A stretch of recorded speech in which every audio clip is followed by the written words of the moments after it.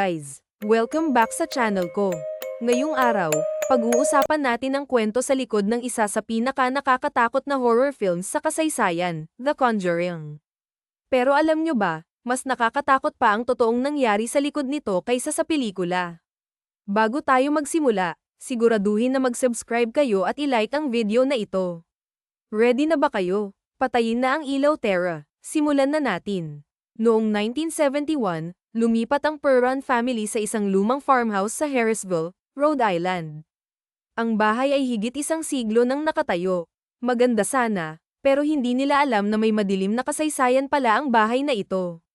Ayon kay Andrea Perron, isa sa mga anak, nagsimula ang mga kakaibang pangyayari ilang araw pa lang matapos silang lumipat. Sa simula, simpleng mga bagay lang daw, gaya ng mga nawawalang gamit at biglang pagsara ng pinto. Pero kalaunan, naging mas malala ito. May mga naririnig silang iyak, kalabog sa gabi, at minsan pa nga, nakita raw nila ang mga multo. Isa sa mga pinakakontrobersyal na nilalang sa kwento ay si Bathsheba Sherman, ang di umano'y espiritu na bumabagabag sa pamilya.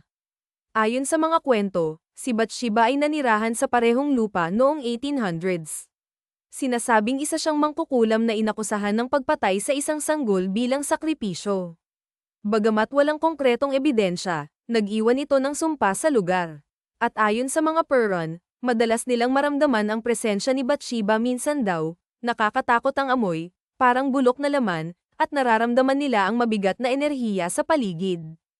Para matigil ang kababalaghan, tumawag ang pamilya kay Ed at Lorraine Warren, dalawa sa pinakakilalang paranormal investigators noong panahon na iyon. Sinabi ni Lorraine, isang clairvoyant, na naramdaman niya agad ang malakas na negatibong enerhiya pagpasok pa lang niya sa bahay.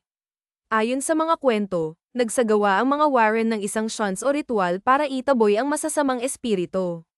Pero sa halip na gaman ang sitwasyon, mas lalong tumindi ang mga pangyayari. May pagkakataon pang araw na sinapian si Carolyn Perron, ang ina ng pamilya.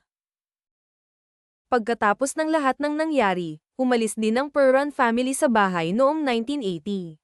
Ngunit ang kanilang kwento ay naging inspirasyon para sa pelikula noong 2013. Bagamat marami ang sinasabing pinalala ang ilang detalye para sa pelikula, hindi maitatanggi na nakakatakot pa rin ang kwento. So, totoo nga bang may multo? O baka naman epekto lang ito ng ating imahinasyon? Ay comment nyo kung ano ang tingin nyo sa kwentong ito. At kung gusto nyo pa ng mga ganitong usapan, huwag kalimutang mag-subscribe. Hanggang sa susunod. At sana, makatulog kayo ng mahimbing ngayong gabi. Thank you for watching the video, guys. Abang-abang sa susunod na video. Good night sa lahat. I am coming for you.